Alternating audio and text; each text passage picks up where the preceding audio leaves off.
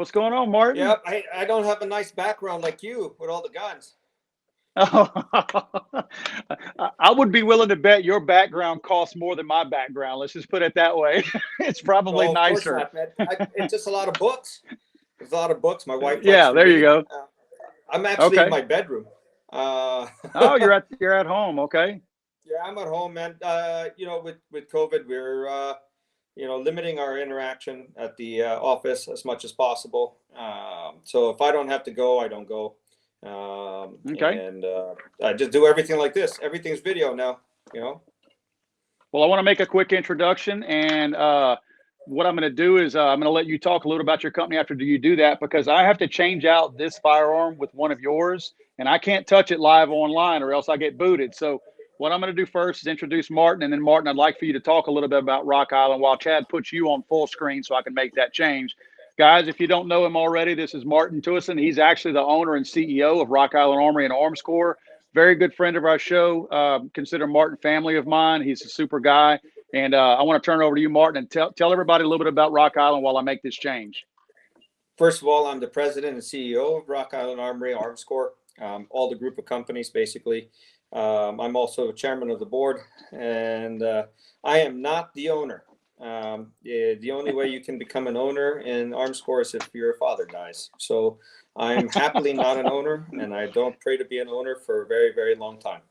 So Arms Corps, we've been around for almost 80 years now. And in 2022 will be our 80th year in existence.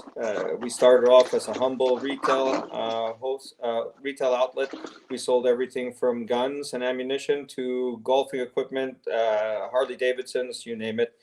And in 1952, Arms Corps decided to go basically into manufacturing. My grandfather was really he wanted to industrialize. He didn't want to be a farmer or a landlord like his brothers and sisters. And so we opened up a manufacturing facility in the backyard of one of his properties in 1952. We moved to our current location in 1958.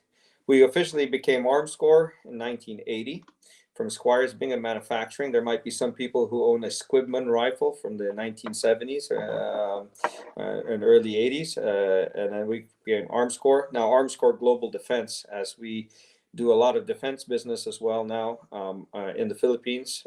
We supplied 50,000 1911 pistols to the Philippine Army in 2017 and 2018.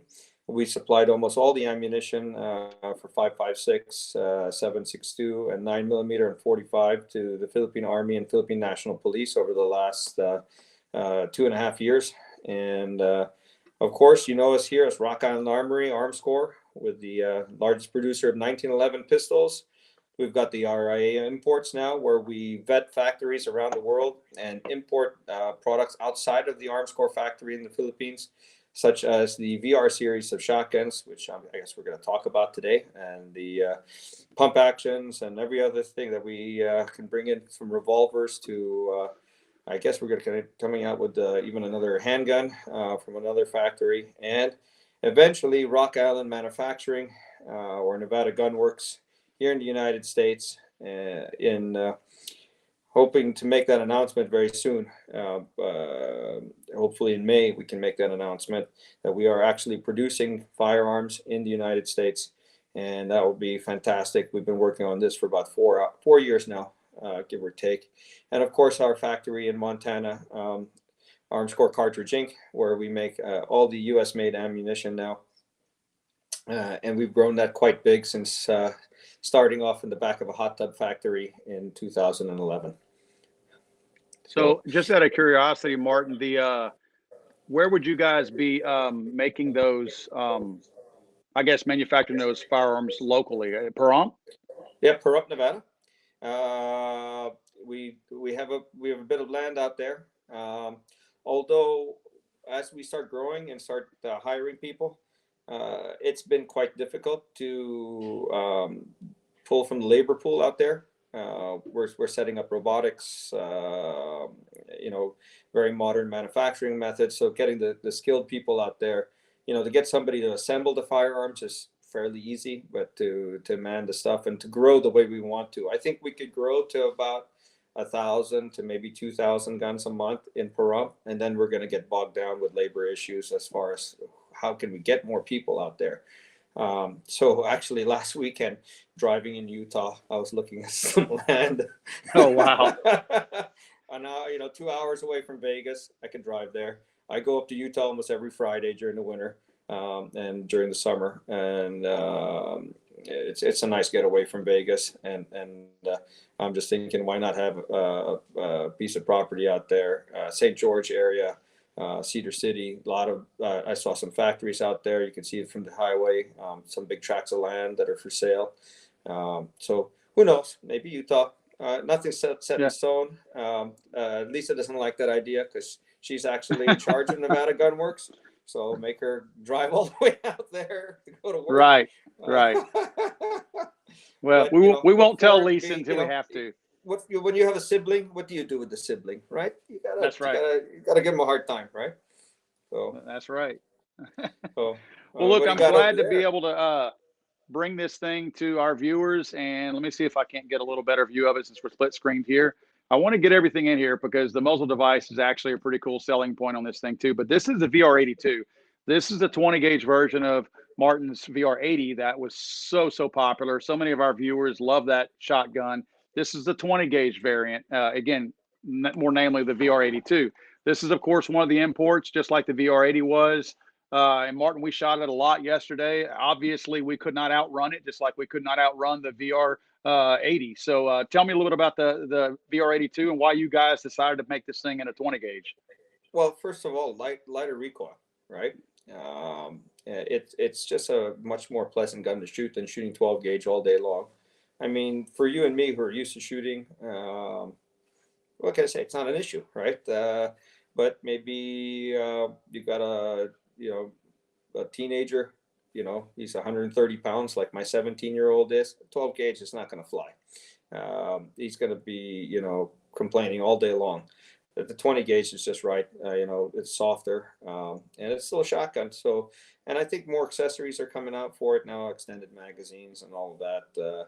So it'll really be another option for somebody that just doesn't want to shoot 12 gauge. We actually, and this was not planned, of course, but probably about 2 months ago, did a video on why 20 gauge is a really viable and sometimes preferred option for home defense. A lot of it obviously had to do with the, recoil impulse and the ability to be able to handle that, maybe a little bit lighter gun, smaller person being able to use it as an all-purpose home defense gun instead of always going to a 12 gauge. And oddly enough, then you guys come out with this. And I thought that was a really cool segue. We'll actually probably do some videos with this shotgun showing the same thing, that it's a great home defense gun because, again, you can hand it to pretty much anybody and they will be able to manage the recoil from it. Yeah, I mean, I haven't done it yet, but I'm sure my 9-year-old daughter could shoot the VR80. It's just not going to be like a 12 gauge. And that's the number one request out of all the customers. I attend all the shows, NRA and all of that. Well, pre-COVID, right? Right.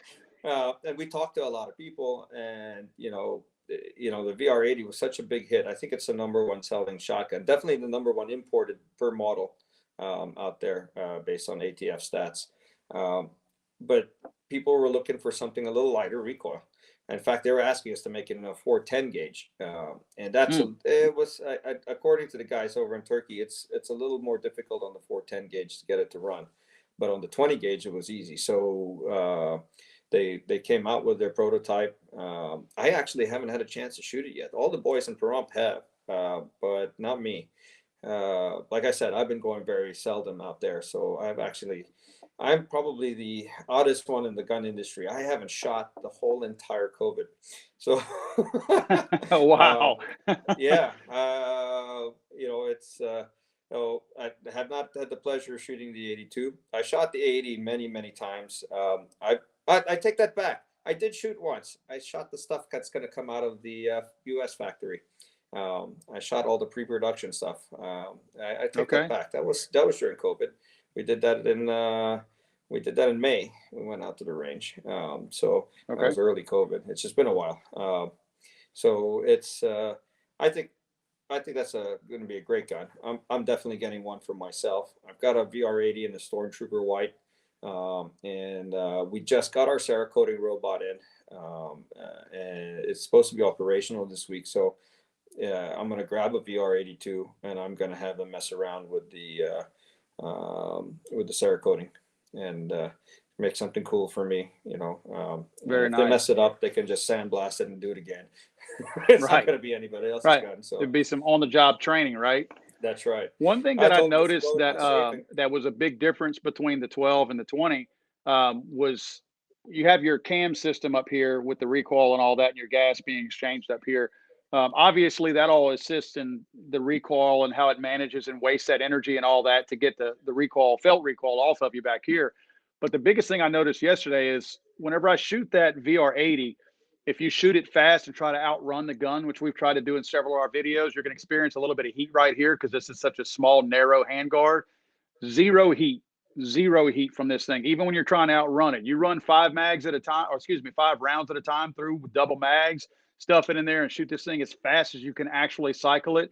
And when I tell you zero heat, you literally have to feel more in through those slots to where the barrel is because you feel zero heat coming through that hand guard. It definitely controls that heat a whole lot better. It's amazing how much difference it was in that 12 gauge round and that 20 gauge round.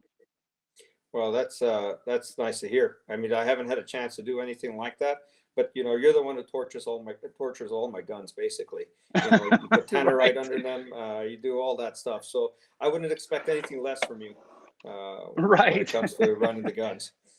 I know that if you go Well, through it, my guns are good. Well, we're going to try to beat some more of them up this year because if there's one thing that we get a lot of requests for, it's to run more of the gun bully segments, and didn't do one at all last year, and that's one thing we're trying to figure out a gun that we're going to run. We might run this VR82 through it just to see because we didn't run the VR80 through it because quite frankly I didn't want to. I wasn't going to mess that gun up. I was that big of a fan of it. I said no, not doing that.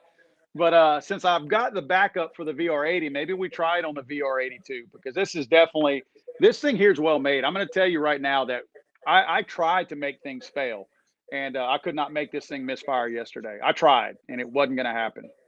Well, fantastic. Good to hear that. I mean, Dustin and I spent 2 years vetting this company before we even bought one shotgun from them. And because, our lifetime warranty, number one, if we put RIA on it, we've got to have the lifetime warranty.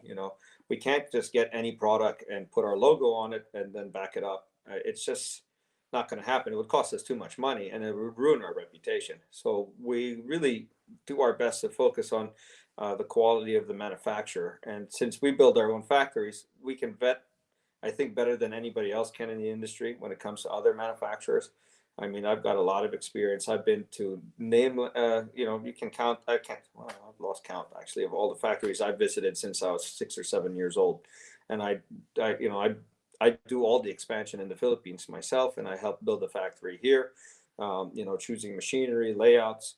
And when you go to this factory, it is top notch. I mean, I have to say, because they started later than Armscore, it looks really good. It looks better than Armscore in the Philippines. I mean, because we still have some old, it's a 60-year-old factory, right? And theirs is basically less than 10 years old. All the machinery is new. Everything's like spick and span. They build it to what they need for growth. So they build a new building. They can plan it out right. You come to my facility, and I'm looking at like a little corner. I'm looking at a little corner on the behind the building, and I'm like, okay, let's extend that roof, put a foundation, throw in 10 machines there. Right, That's, right. Yeah. and it doesn't really make sense, except if you know how little space we have, and how fast we've grown over the last 8 years, you'll understand why the Philippines factory looks like the way it does. I'd love to buy 30 or 40 acres and then start building buildings and put everything in proper cells and stuff like that. It's just not going to happen when it comes to the old Armscore. We do have robotics. I mean, we do all that stuff. We have modern equipment. It's the way everything is organized that my dream one day is to really reorganize it, and do it. But we keep on growing at such a fast rate. It's just almost like, you find 100 square feet, you're going to put 4 machines in there and just, throw a guy in there or a robot and just get it moving. Because, it's, especially in this industry right now, the way it is, I mean, you're trying to Right. maximize everything. We were, last year we were averaging like maybe about 400 pistols a day and about 100 revolvers a day, and we were making some rifles, and right now we're at 800 pistols a day and 200 revolvers a day, and we're maxed out, and we're just looking for places to put machinery and even get bigger than that. And the guys in Turkey are the same way. They're just like, is this going to continue? Because they shipped us 17 containers of shotguns last month. I mean, that's enormous. And then we got to go. Now we're going from firearms to ammunition. When I first met you, Paul, we were making like maybe 4 or 5 million rounds a month of center fire, and maybe 10 million rounds of rim fire a month. And now we're making more center fire than we do rim fire. I think we did 26 million rounds last month of center fire, and then 22 million rounds of rim fire. And all our ammunition is sold as it passes Singapore, or as it gets transferred from one warehouse to the next. In Montana, they tell us, hey, we're transferring 10 pallets out of the production floor to the Arms Corps warehouse in Montana, which is right next door to the factory, and it's sold while it's on the pallet jack. I believe it. Yeah. I'm utilizing 3 ammunition factories right now just to supply the United States. And we're empty. We're empty, completely empty. Never seen it like this. I probably never will see it like this in my lifetime. Well, I'm sure you saw the statement that Steve Hornady had made that in March, for COVID obviously reasons, when people kind of started panic buying, that their sales were up 85% in that 1 month, and it liquidated all of their stock that they had, and they've been playing catch up. Everything that's made, like what you said, is sold as it moves out the door. They don't stock anything anymore. They make it and it goes. Well, I was at Hornady in December. It was Jason's birthday, and went over there for his birthday. So I walked around the factory, and they had this beautiful warehouse fully stocked. And I called up Jason last month, wish him a happy birthday, and he says, I said, so how does that warehouse look that I said was so beautiful? He says, damn empty. Actually, he used another word, but since we're on live live feed, I'm on a yeah. I was gonna say, wow. I'm just like, man, I've never seen it like this. I don't know, what's gonna happen. We don't know. I mean, I don't want to get into too much politics. We have to see what's going to happen, but they've already started talking about, what they're going to do on Thursday. And, I think that'll create even more of a rush, but to rush to what? The shelves are empty. I've been to gun stores around Vegas. They're completely bone dry. I mean, except for Magnus Sport that has like $4,000 ARs on the wall, they're empty. Yeah. What do you do? Oh, they're going to take away my guns. Well, there are no guns to buy right now. Right. Yeah. It can't be a run on guns because there's nothing to run on. There's no inventory. And as far as ammo, I mean, you can probably find some really obscure round out there, but the gun stores that I frequent over here that are big supporters of mine, I'll walk in there and visit with them, and I'll hear someone walk in the door. Hey man, you got a 9mm? And it's almost like a big inside joke. You're like, yeah, right. Because I mean, as soon as it comes in, there's somebody standing there waiting to buy it. It's gone as soon as it's unpacked. Oh yeah. I mean, I think it's just gone so crazy. I've never seen it like this. I mean, I'm the president of a top 10 gun manufacturer and ammunition manufacturer, and I have 1,000 rounds of 9 in my closet and 1,000 rounds of 223 in my closet. A few boxes of 45, a few boxes of 10, and about a case of 22 TCM. Outside of that, man, I haven't wanted to go into my warehouse because it's bone dry every time. And I used to be able to go in there and just sign out sign sheet and take any ammo I wanted, and I probably should have done that in December, or January. Right. And Yeah. who could see this? So that's probably another reason why I'm not going to the range. It's because my warehouse is empty, and I'd rather give it to the customers first too. Right. So it's tough. I frankly I have 5 boxes of shot shells for my VR-80 right now. That's it. Hmm. Oh. Well, I was going through my storeroom the other day trying to take not really a super accurate inventory, but just seeing what ammunition I had. And oddly enough, I have several boxes of 22 TCM, and I was like, well, I guess I'm going to be doing a review on a 22 TCM soon because I have an abundance of their ammo. So, Well, I'll be running that Paul, soon. Paul, you fall into a special category. You're a product reviewer / friend / family / that Lisa always has her palette sitting there for people like you. But for presidents of the company, I don't get that kind of priority. No. Now I gotta correct you there. You guys have one of the best gatekeepers in the world in Samantha, and I can promise you, I'm not getting past Samantha. I can sweet talk her all I want to, and she's not getting me anything if y'all can't send it to me. So that doesn't work with her. I can tell you right now, she's worth her weight in gold because she doesn't let anything. Oh, I can sit here and yeah. tell her how nice she is and how hard of a worker she is, and that's not getting me any points. It's a different world we live in, don't we? Right? I mean, this whole Absolutely. thing took us all by surprise. I mean, I'm supposed to be doing this interview in the Philippines. And every 2 months I change my ticket and I move it out and I move it out. We're supposed to move my whole family there in June because we had some plans for expansion on some other items, and I was going to take charge of it. And I'm going on 9 months in the United States without traveling. For someone who travels 300,000 miles a year Wow. on an airplane, I drive a lot every Friday. I'm in Utah, but I haven't been on an airplane. Although my dad has been to the Philippines already once, and he's come back and forth from Mexico about 5 times now. And he's not afraid of flying. He puts his full PPEs, got his face shield, double mask, gloves, and then he goes. He's almost 80. He's like, I'm not going to let this stop me. I'm getting too old. If I wait another year, I might not be around to travel again.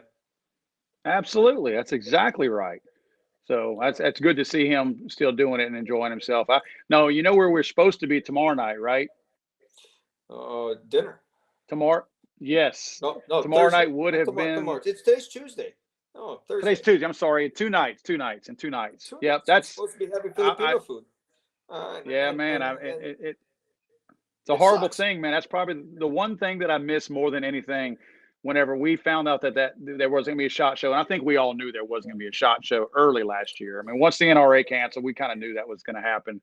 But we looked at that and I was like, man, I said, that's the one time, that's my wind down of that long week at SHOT Show right before I get to come home. And it's gone now. So I'm serious. That is the biggest thing I'm probably the most upset about. For those of you that don't know, Martin and his staff and really his family, because his staff is his family, they have this really nice dinner over there. Most of their facilities are in the Pahrump area, and I think the rest of your people come in from the Philippines. Is that correct? We about 20 to 30 of them, depending on the year. Yeah, come from the Philippines. Okay. And they just have a Filipino food dinner over there, and it's the same place every year. And fortunate enough, and Martin, thank you so much for always inviting me. And it's one of the things that I truly, truly miss. And not being able to go there was probably the hardest hit. How long have we known each other? Long enough that we were using that small room in the restaurant? Yes. Yeah. Okay. Yep. And then it's been 7 or 8 years now. So much because we use the entire restaurant now. The whole thing now. Yeah. Each year a new wall gets pushed open, and now you don't have anywhere to grow. You're taking up the whole restaurant. I think now. we're 125 or 130 people last time. Wow. SHOT Show, to me, I've been doing it since I was 14 years old. It's been kind of a tradition. It's kind of odd not to have it this year and see all my friends and hang out. And, you're right. It is a nice wind down on Thursday because, Friday's the last day. It's slow. We get to really just sit down and chat for a little bit. And I think you like my speeches every year. Since I do. I've been giving those speeches. But it's I think that I would have given a pretty nice speech this year. My uncle passed. I don't know I if you saw heard that. my introduction where I said I'm chairman of Armscore. So my uncle, Yep. the former chairman, didn't make it. He lost his battle with pancreatic cancer in July, and it's been a big change because he's always been a fixture there, like just like my dad. I'm hoping I can convince my dad in May to come back and be chairman again because I really actually don't want to be chairman. I'm happy being the gopher, the head Right. gopher, yes, but I'm happy being the gopher. I mean, it's a little different when you are sitting at both heads because you got to think board wise and then operations wise, and although I can do it. I really like to get my head into operations mostly, Yeah. leave strategic planning for long term to the more professionals than I am. I'm a short term, let's make money kind of guy. So Just out of curiosity, with the and again, not getting too much into the politics before we go, just out of your curiosity, what is, I guess, the gun industry, people in your position in the gun industry, what is your gut feeling going into a new administration? well, not to get into politics so much. So Armscore makes pistols, revolvers, shotguns, 22 rifles, right? We make ammunition, most of the FMJ stuff. I hear some rumors that they may go after some imports and stuff. Of course, number one on their list is the AR-15 and the AK-47s type variants with magazine limits and, of course, universal background checks. So I'm against all of it. I want to make that as a premise to all your viewers right now. Is that I am as pro 2A as you possibly can get. I mean, I own a 50 BMG machine gun.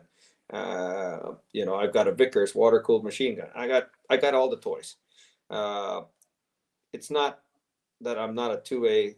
I look at it as a business side of things as well.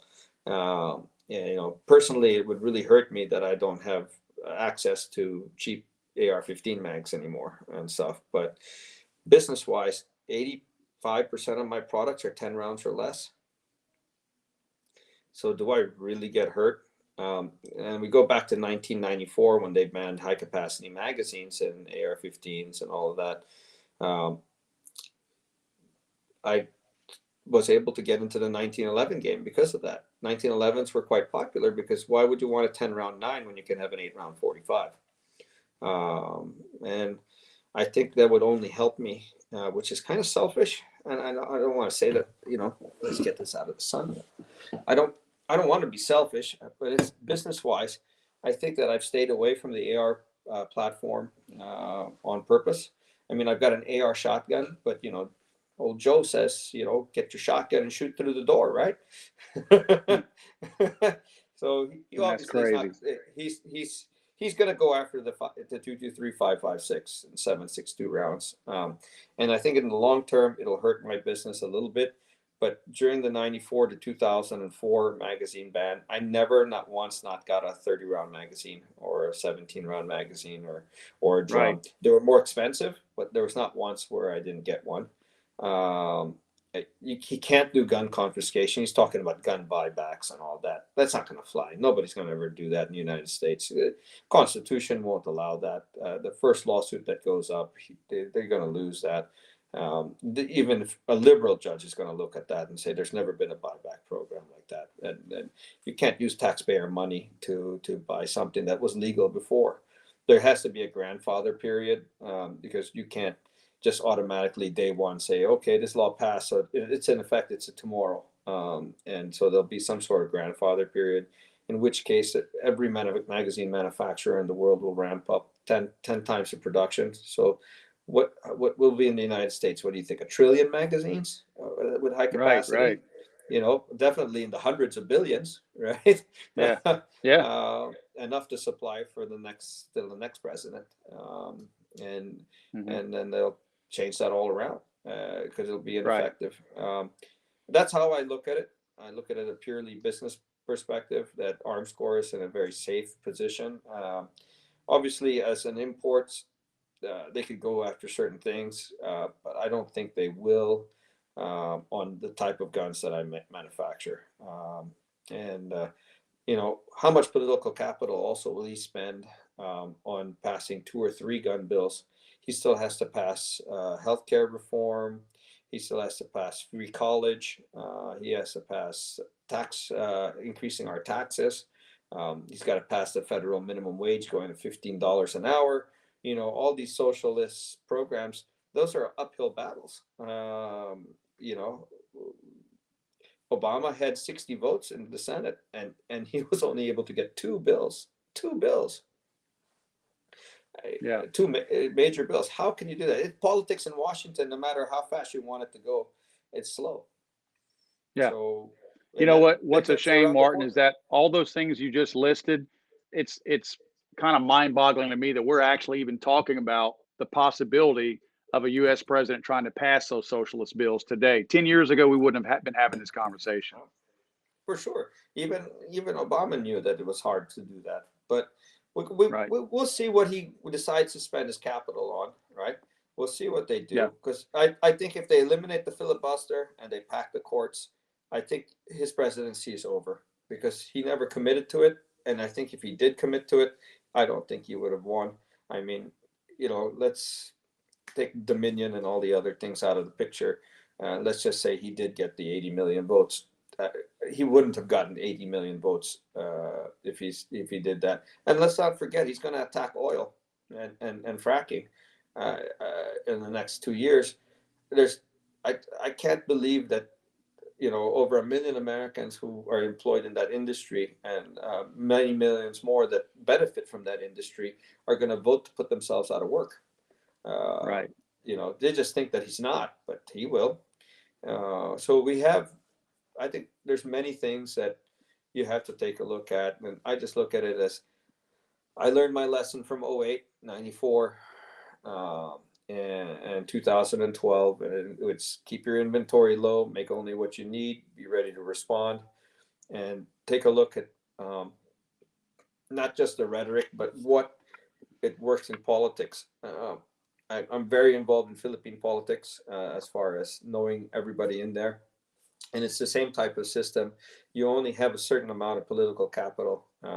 They only have 50 votes plus Kamala with this 51. So all you need is one defector who thinks he's going to lose his re-election by voting that way. Joe Manchin. Mm-hmm. Yeah, absolutely. And he's already stated his position. He's going to go for assault weapons ban and background checks. So after that, he says he's not going to take any other extremist positions at that point in time. So I think you'll see universal background checks will be I think that's almost a guaranteed. So, and how does it affect my product? First of all, it's unenforceable. Number 2, even if law-abiding citizens follow the law, which we are law-abiding, we will go to the gun store and pay the $25 to get our background check and buy a gun anyway. On AR-15s, they're going to make it California-style ARs, right? California buys a lot of ARs. That's why they have the California models. Right. So it won't stop. And the next president will come in and fix it all up, because the Democrats forget about 94.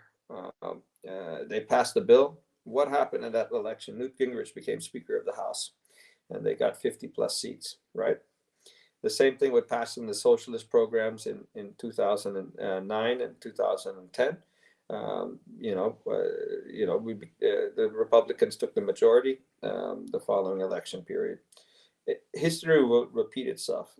Someone who does not study history is bound to make the same mistakes. And I think that they're making even bigger mistakes now that will cost them even in the future.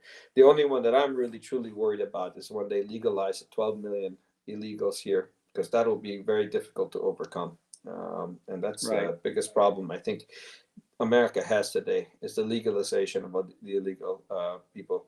They're already voting. I mean, how the hell do you get 80 million votes from your basement? But never mind. Right. Exactly. Yep. Well, Martin, we're going to get out of here, man. We've got Strike Industries coming up next. As always, no problem. I appreciate you always hanging out with us, Martin, because you're always real generous to spend time with us, and it means a lot to us. I'm hoping you'll see more of the VR82 on my videos. We didn't talk about the 410, but we ran the 410 at the range yesterday, and that was a beautiful shotgun also, ran really well. I see that as a huge introductory type shotgun to, again, mitigate that learning curve and that intimidation factor for maybe a young person or a new shooter. Yeah. So Yeah, you'll be we do seeing all more of that also. generations. So we got the VR80s, the VR82s, the all gens. You know, all the shotguns from RIA Imports. They're fantastic, and then I hope that next time you have me on, I can talk about the rest of the stuff. We're working on it really hard.